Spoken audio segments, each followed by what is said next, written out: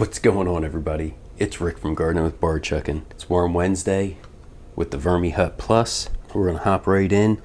I'm going to be doing a tray rotation. The middle tray is ready for harvesting. This is still going to stay the feeding tray and move down just one level for right now. I see right here that mango seed, mango pit.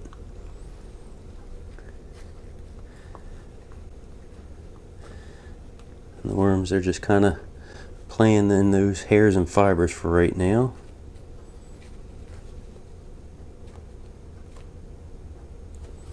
Still feels pretty firm. Let's see if there's anything left from that last feeding. And those are the stems from the hardneck garlic.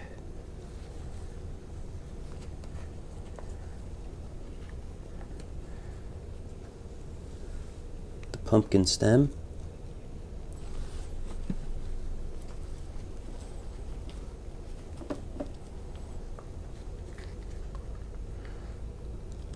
This is the hardneck garlic with where the roots were.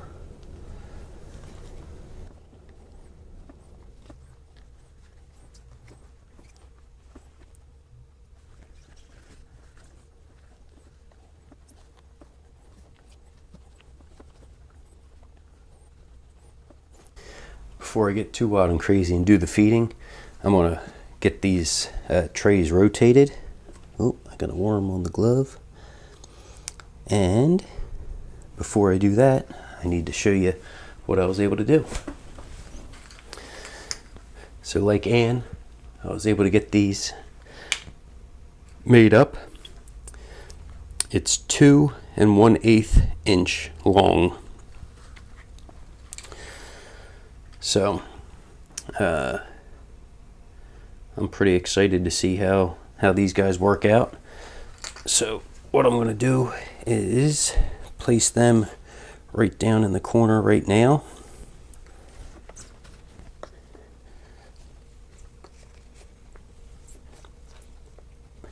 So they seem a little low, but when that other tray sits, I wanted to make sure that it had a good seal still around basically the top to not allow any worms out and any bugs or critters in. Oh my goodness.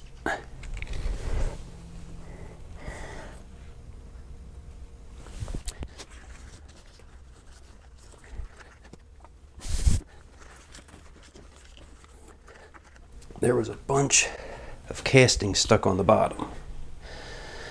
So before I go ahead and start to agitate them, I'm going to show you this lower bin. And this was the first set that I was able to make. So this has been down here.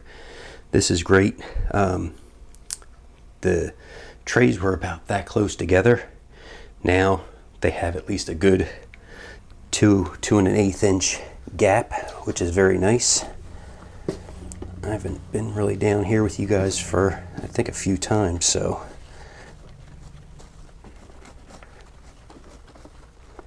I may end up, well, definitely once I harvest the castings out of the other tray, I probably will add more bedding into this.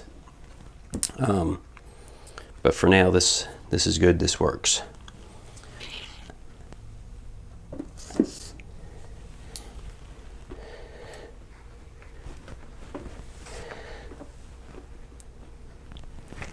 Okay, so with this feeding, I am growing butternut squash for the very first time, and I don't know, something was eaten on the outside of it, so I wanted to kind of check it out. Looks pretty good, but I figured I'm going to go ahead and give that to the worms with one of these food bowls, the food bomb. It's got the pulp from the juicer, and I had some small oranges, tangerines go bad, so I'm gonna stick them in here too. I do want to make sure I puncture it so the worms can get into it. There we go.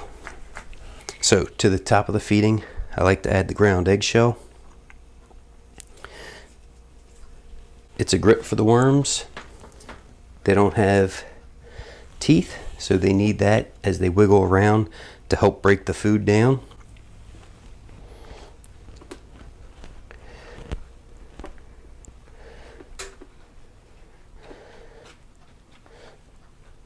Kind of got a massive feeding there, but that's okay. I want to really attract all the worms to this area. And there we go.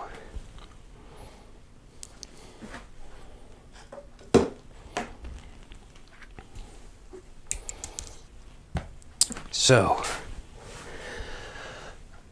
what I want to do with this now is I'm gonna, after I'm done filming, leave this light over top to hopefully keep those worms trying to dive down south into that other tray that's for the feeding.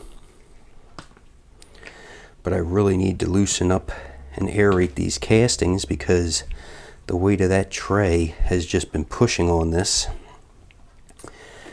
and I want to A, get some air back into the castings, and B, agitate these guys to make them say, hey, I want to get out of this area because this guy's messing with me.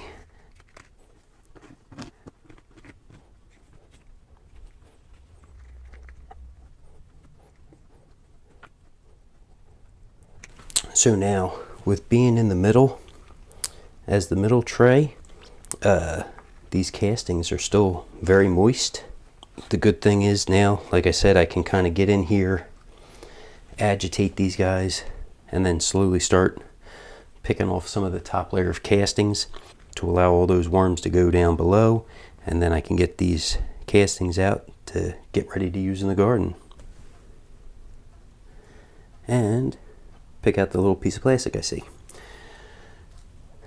If you guys have any questions, don't forget to drop them down in the comments below.